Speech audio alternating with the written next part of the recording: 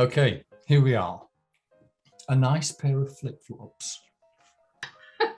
I know. It's not a particularly inspiring subject, but it's fascinating, and we're going to try and do something a little bit different this week.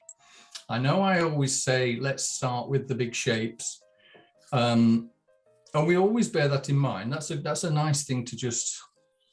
It's an overview. We can see the shapes there. They're very basic, but I'm going to tackle this in pen today.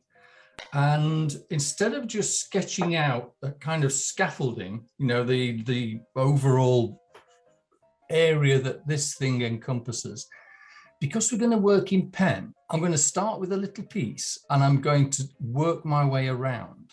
Now with pen, you can't rub it out. If you don't have a pen and you're using a pencil, that's absolutely no problem, but don't use a rubber, because we're going to commit to our lines and we are just going to work our way around. This is going to be good for our grey matter. This is going to make our brains work.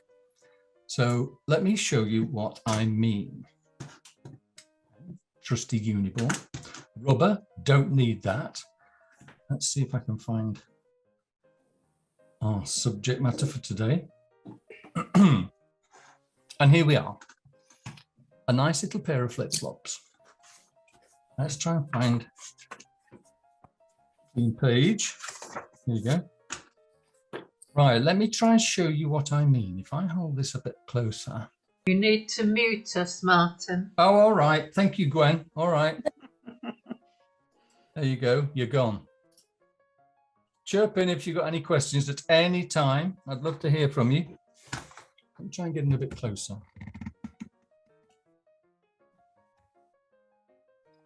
Right. Okay.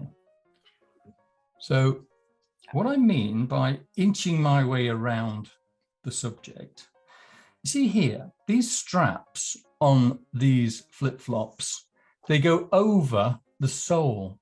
So with a pen, if I drew that sole in one first big swoop, then my pen lines would be intersecting these straps. And that would destroy the illusion of the strap overlapping the sole. And we don't want to destroy that illusion, because overlap, when something overlaps something else, it creates the illusion of space, and we want to create the illusion of space. So with my pen, I'm going to start off, let's start off with this flip-flop here. And I'm going to start maybe here. And now I'm going to try and break this down into its basic shape, but I'm just going to draw it in its entirety. So for example, I'm going to start here and I'm going to follow, my eye is following around that strap and it's taking me to about there and it's doing that. Then this line is coming down there like that.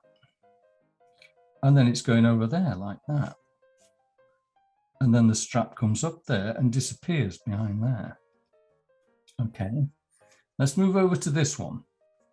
And let's look at this line, which kind of goes over there like that. Round there.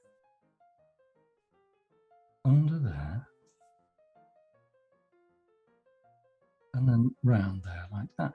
And don't worry if you make mistakes, because your sketchbook is all about making mistakes. This is what sketchbooks are for. It's not about doing a beautiful finished painting. You can do that another time if you want to. But sketchbooks are for exploring and getting things wrong.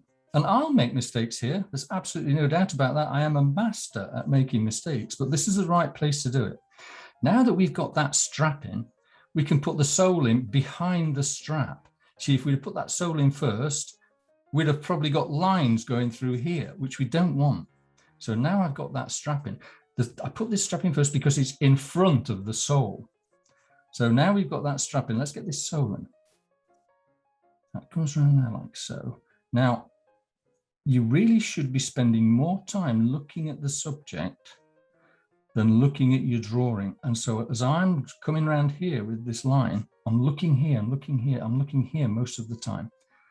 And then I'm just occasionally glancing over to make sure I'm kind of in the right place with my pen. And as I was saying, this is a really good exercise for your eyes and your mind and your hand to learn to work together. So now, can you see, because that doesn't have a line there, that strap is clearly in front of that sole, and that's important. And that's what you kind of do with a pen. You kind of draw the things in the foreground first.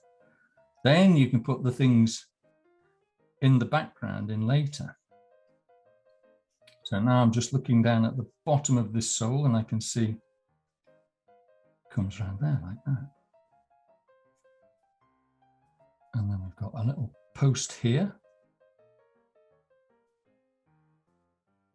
And there, we've drawn our first flip-flop. Let's have a look at this one. So again, I'm looking at the things that are in front of everything else. So it's this strap and this strap. So let's have a look at this shape here.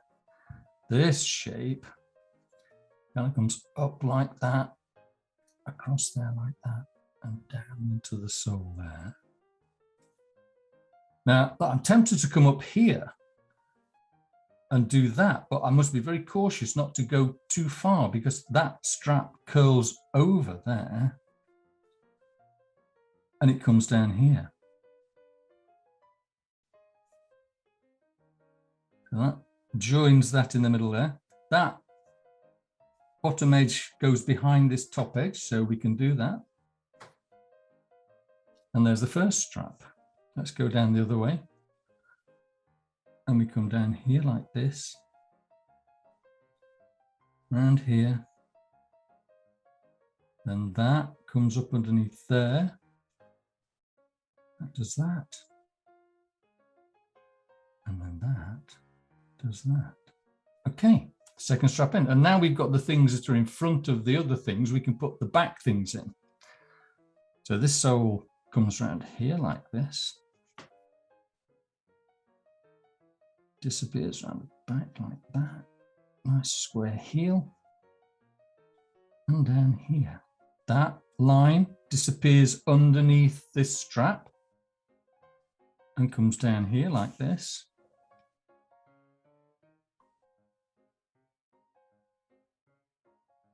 Swoops around here. Don't worry too much about the proportions. This is just a nice hand, eye, mind exercise. This is building the connections between those three organs of your body, which is important. The more you do this, the better at it you'll become. It's practice. It's training your body to look at something, process it in your head, and then transfer the information onto paper. So there we have it. It's not 100% accurate, but it's good enough for me. So now we've got those two flip-flops sitting in space. Let's get this little toe post down there. And now we've got those in, we can start to maybe introduce a little bit of value. And of course, value, as you all know, is another word for light and dark. So I can't draw light because the paper's white. I can't get any lighter than the white of the paper. So all we need to worry about is drawing the shadow. Now, you can see the light's coming down kind of from behind. We can see it's coming from behind because it's casting a shadow on the carpet in front. So all the things that are hidden from the light are going to be in shade. So let's start with our pen. Let's start putting in some shade. And we do that with a pen by hatching, putting in lines like that. Now you can use, because we've only got one option, we can only make a black line with a pen. We have to make it exciting by making different types of mark. So we can do dots, we can do little squirrely lines, we can hatch like that, or we can cross hatch like that, which means the lines go over each other. We can draw circles. We can do all kinds of things. And the more different types of mark that you can make, the more interesting your drawing is going to become. So anyway, just to start off with, let's get these shadows in by hatching. That's kind of lines like this. Now look, it goes in here, it's in shade, but it gets lighter as it goes around there until it's here, it's white, it's high, it's a highlight because that's facing the light. So we will make that apparent by just putting in a few hatching lines like that. And we can make it go from dark through a kind of gray to a light like that. Look at that bit there, where it just curls down there. It's a little darker. So we can just suggest that with a few light little marks like that. And this toe post is almost totally in shadow. So, you know, we can fill him in almost black. Now look at that, that's already starting to look three-dimensional, isn't it? That combination of shadow and highlight combined with the way that that strap is overlapping the sole there, we're creating the illusion of form. We are creating the illusion of a three-dimensional object on a two-dimensional surface. Let's have a look to see where else there's a bit of shadow. This side of this shoe down here, that's in shadow, isn't it? So let's give him a little bit of shading all the way around here. This is describing the thickness of this sole. I'm just reinforcing that. I think there's kind of, it's a sandwich, there's a light bit and a dark bit, so we can even put a line in there if you like. And then look what the light is doing to the shadow on the ground. It's creating what they call a cast shadow. It's casting a shadow onto this carpet. Now we know that carpets and floors are generally flat. And it's always a good idea when you're using shading, cross-hatching, to match the direction in which the form is taken. So because this carpet's flat, what I'm going to do is I'm going to shade it with flat lines like that. And I'm drawing the shadow that is being cast by this flip-flop on the carpet. But I'm drawing it in with flat lines like this. And it just goes around there. And then as soon as the light comes down, it stops that shadow there. You see that shadow disappears under there. And also, the shadow gets a little bit darker the closer it gets underneath. If you look right under here, it's not clear on here, but right underneath here, it's really black, where there's hardly any shadow at all. So we can cross-hatch that. We can come in there and give it a really nice dark shadow right underneath that sole there.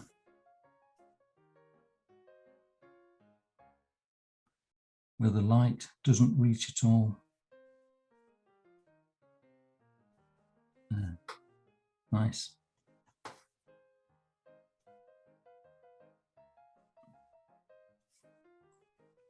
So at the moment, all I've used is cross-hatching to create that illusion of form and shape and depth there. But you know, I was talking about using different types of mark to create detail.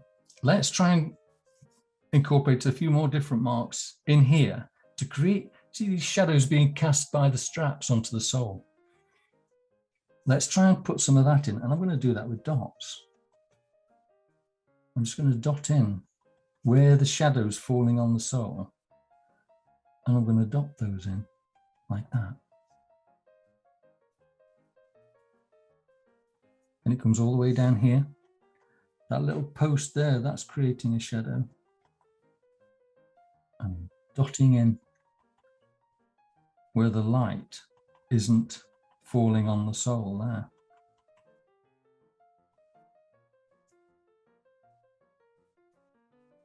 And it goes over there. And look, that strap's even casting a bit of a shadow on the carpet that I'd forgotten about, so I can put that in. That kind of goes like that, like there.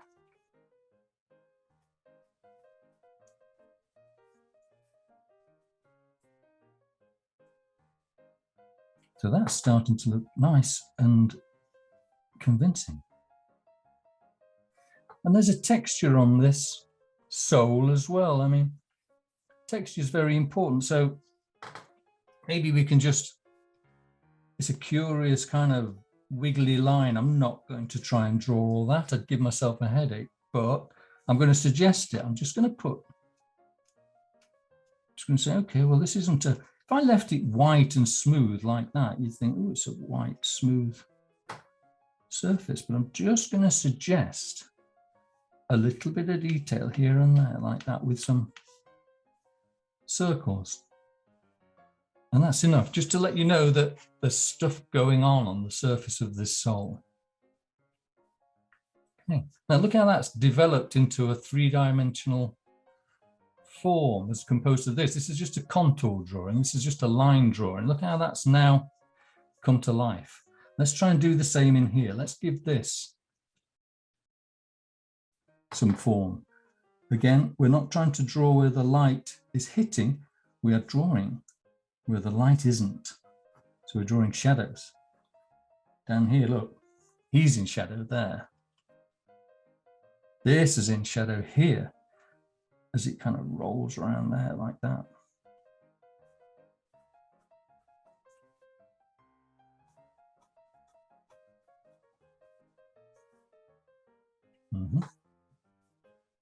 And then just here, where it turns away from the light, that starts to get a little darker. So we'll just put in a few lines there to tell us that that's got a curve on it as well.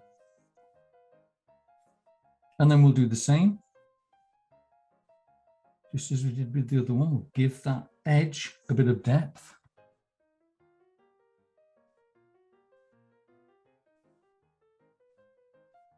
Give this sort of a little bit of thickness.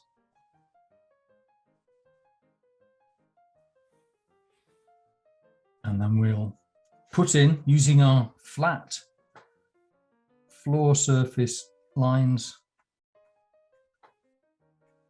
some cast shadow to explain to the viewer that the light source is casting a light down here.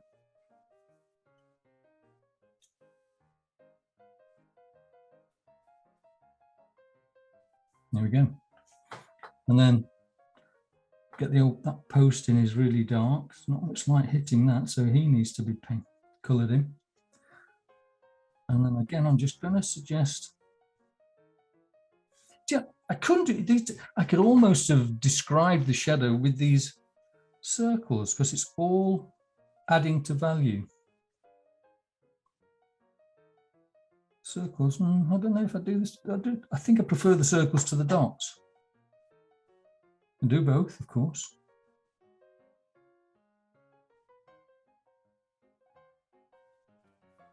Maybe do the circles and then add to the value with the dots and make it really dark like that. And this is creating the shadows that are being cast by these straps. Again, I'm just putting a few little circles here and there to just let everybody know that the surface of this sole's got a texture, this flip-flop's got a texture. I just need to make it very, very dark under here.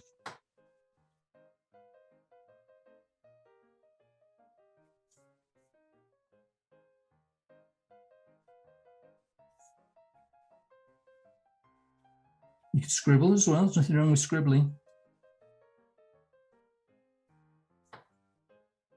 Okay, so there we have it. Just about achieved a nice line drawing of these flip-flops. Just making a few little extra marks here and there, just to show where the really dark bits are.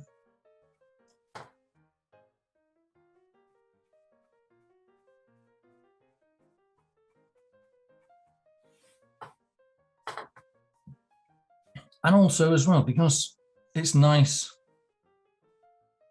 to give the viewer as much information as possible, I'm just going to put in a few suggestions of a surface here and there, just so that you know that these aren't just floating in midair, they're on a surface. You see just a few little dots here and there suddenly give you enough information to see a floor. Isn't that interesting? A few little dots and you can suddenly see this carpet. So that, I'm kind of ready to do a bit of painting now, I think. I can fiddle with this for a while.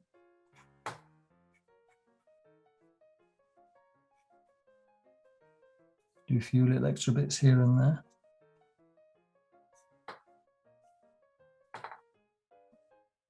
Maybe develop some of these shadows.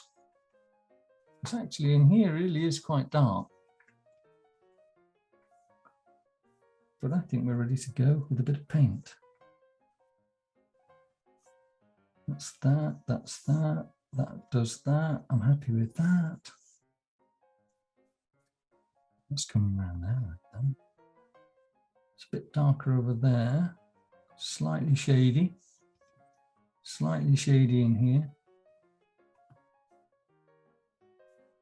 Just kind of revisiting and looking all the time at what's going on. I think we've smashed it. I think we've done that. Let's do a bit of painting. Let me put that there. Now, it's not a particularly inspiring color scheme here. You've got a dingy old pair of flip-flops with green straps on the brown, on a brownish, beigeish carpet. So it doesn't really inspire me, that. So I'm going to make my own color up, I think. I'm going to fire up my old water brush, which I haven't used for a while. My old water brush, which it's got the water in the handle here, look. You see it? So every time I squeeze it, the water just comes straight out, and I don't need to mess around with a jar of water. Okay. Essential bit of kit when you've got a water brush, you need the kitchen roll. Otherwise you end up drowning in watercolor. Okay, so what was I saying? Let's have a look at, so let's see, this, we'll start off with a, and of course, when you want to clean these brushes, you just squeeze and wipe, and it cleans itself. They're nice. All right, well, I'll start off with the old brownish flip-flop, I think. But it's not very exciting, so I'm going to add a little bit of extra color to that. So I'm going to mix that with some blue, maybe. You mix that brown and blue and you get kind of a neutral gray. Can you see that there just in the top corner? So I'm going to try and make this rather an interesting flip-flop look a bit more exciting than it actually is. Anyway, we'll see. And the same with the marks that I made here. I'm really only going to paint where the shadow is, the darker areas. And the lighter areas, I'll probably just leave light. Actually, having a look at this, you see it's got a kind of, you can see the wear and tear on it. It's got paler where the heel and the toes have been. So I wonder if we can communicate that. Put a bit of paler colour around there and a bit of paler colour around there. And then maybe a little bit of a darker colour in here.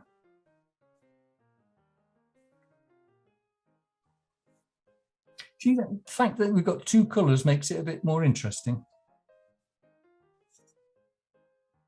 I've even gone with a bit of purple there. Crikey. Look at that. Who thought a flip-flop could be so interesting? So I'm just going to whiz around there. I'm going to do that edge as well. And of course, the nice thing about watercolor is you can always see through it. You can always see the lovely lines that you've made earlier. Now look, I've got a bit of purple in there. I've got this kind of yellow. It just looks a bit more lively. If I wanted to give it a bit of texture, I'd just get my kitchen roll and dab it, and it just makes it a bit livelier. Maybe too much. Just gives it more texture and makes it a bit more interesting. So where were we? We were doing, let's see if we can do the same here. Slightly lighter at the ends where the toes, excuse me, where the toes have been pressing in. But then a little more, a little darker in the middle. It's quite a shine on that there. You can see a shine in that, on that heel part. So I'm going to put a bit of colour down. I'm going to lift it off because I want that to be quite bright. And that shines over there as well. Just, what I'm doing is I'm just trying to make it visually entertaining. That's a good word, isn't it? Visually entertaining.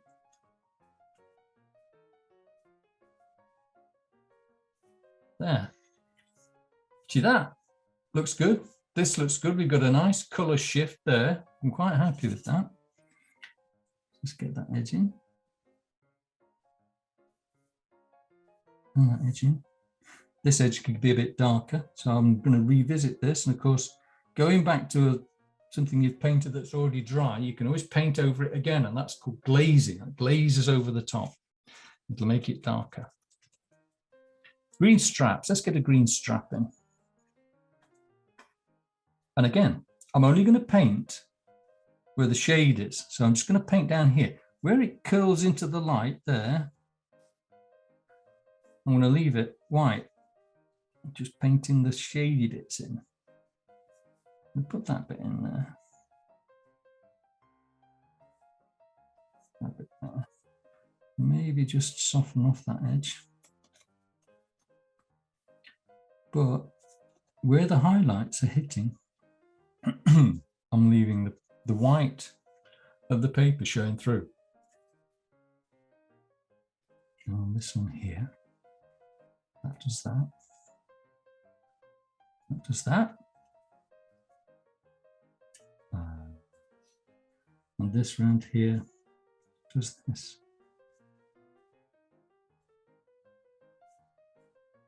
There.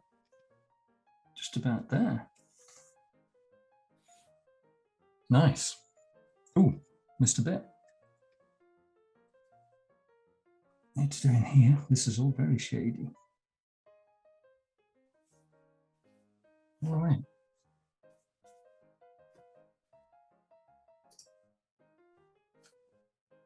Okay. Now, it's gone. I've got a rather uninspiring beige background here because I think this needs a bit more punch. So let's go crazy. Let's put in a nice coloured carpet, shall we? Let's think. How about something like this, a nice rust carpet? Look at that lovely colour.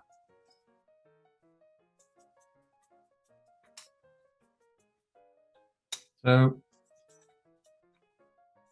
what I'm going to do now, if this is going to be a stronger colour, I'm going to add this into the shadows first, and then I'm going to just ease it away with clean water. Let me show you what I mean. So I'm going to come in there with that's my shadow. It's my dark stuff. And then I'm going to clean that brush off. And then I'm going to paint with kind of clean water around here. So if this was an ordinary brush, I'd be washing it, dabbing it, and then this, look, see that? I'm squeezing and painting with this. And it's just laying down clean water. So this is just giving a little bit of tone to this surface, this carpet. Probably not quite enough. What I might do is just vignette these corners, come in and put a bit of colour in the corner. Let me show you. I'm squeezing now. I'm just going to put laying loads of water down here. That's what's so good about these brushes. You can just squeeze and paint. And that is just laying down a thin wash of water. And then now that this paper's already wet, I can add some colour. And because it's already wet, that colour just oozes out into the paper and gives me lovely soft edges. Let's come down here and get this shadow.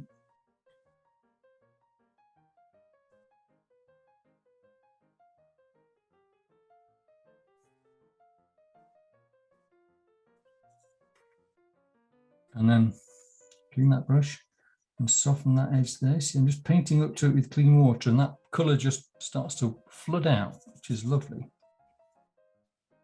And like I said, I'm just going to vignette this. A vignette is when you've got your corners are slightly darker or lighter than the rest of the painting. Not looking at my reference anymore now, I'm just painting.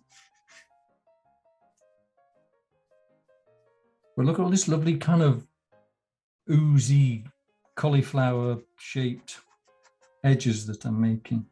Because the paper's wet, it's doing really nice, interesting things. Let's see. Maybe add another bit of different colour in there. That's going to let them put a bit of yellow in there. Don't want any hard edges like this, so where I don't want hard edges, I just get in there with a brush and just soften things down a bit. Might actually put a bit of colour around these highlights, because as soon as I put a bit of colour there, you see that makes that highlight stand out. Let me show you that again. So you've got a highlight there against a white background. The only thing that's separating the highlight, the flip-flop from the carpet, is that line. But if I put a bit of colour there, then you can see that highlight stands out a bit more.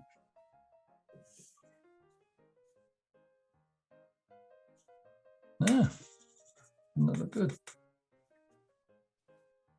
Put a bit of gold colour in here, that's rather nice.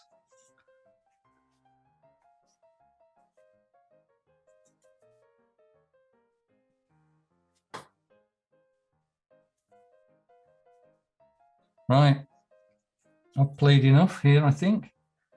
Might just come under there. Now, and this isn't watercolor paper, so it's starting to go a bit bobbly here and there, but that's all right. It's all right. It's a sketchbook. This is where you experiment.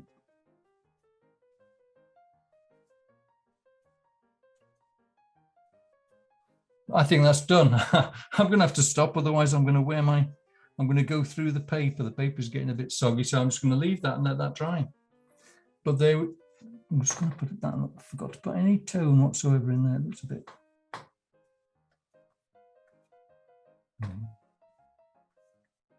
Just looked a little bit lost. I just squeeze that now. I drop.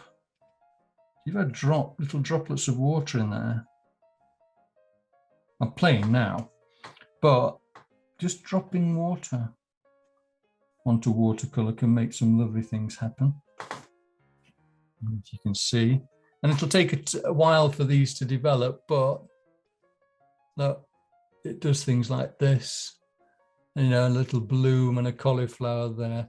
If you watch the video later, you'll see me, I'll put this up at the end so that you can see in more detail what's going on here. But again, all this is doing is just making it more interesting. Because it's not a very interesting carpet, but it will be now. Yeah, if I've got little hard edges here, scrub that away. Don't particularly want any hard edges in here. So I can lift off, I can lift off areas of this carpet, but it's, the carpet's flat. The carpet's just what it is. There. One last thing. See where you've got shadows, I don't think it's particularly apparent here, but where you've got shadows, a shadow is the absence of light, and light, generally speaking, is warm, usually from the sun. It's got yellow in it. So if I've got shadows here where there isn't any sun, they tend to be cool. And cool is blue, isn't it? So, you see what I'm doing? Just mixing up a little bit of blue. And I'm going to cool my shadows down.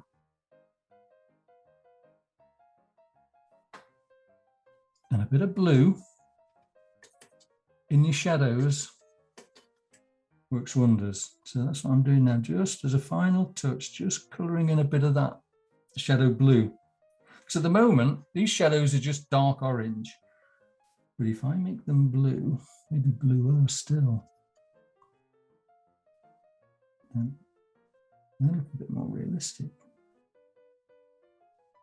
So in the absence of light, put a bit of blue, maybe down here as well along this edge. That edge could still be a little bit darker.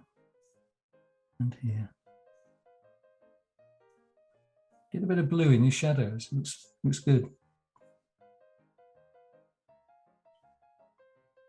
I mean, if I get carried away, I could put the blue into there as well. You know, those shadows of the flip-flop. Instead of it just being a darker green, put a bit of blue in there as well. Cool off your shadows. It's a good tip. Right, I'm going to leave it at that because I've fiddled enough and we've shot over time a little bit. So I will bid you all farewell. And until that was the next amazing, time, Martin. Did you enjoy that? Yeah, really interesting. Oh, good. It's been nice to see so many of you here today. I've really enjoyed that. And as we were saying earlier, try and do something from life as well. You know, grab yourself something in the real world and copy it. Because it's all very well working from a photograph or working from a reference on your phone like that. But when you do that, you're really only transferring one two-dimensional surface to another two-dimensional surface. And if you look at the real world, you're tackling 3 dimensions and you're transferring 3D onto 2D, and it's a bit more interesting. It's a bit more challenging, but it's more rewarding. So if you can, draw from life. And on that bombshell, I will say thank you all for being here, and I'll see you all next week. Thank you, Martin. Bye, Thank you. everybody. Bye-bye. Take care. Bye. Take care. Bye.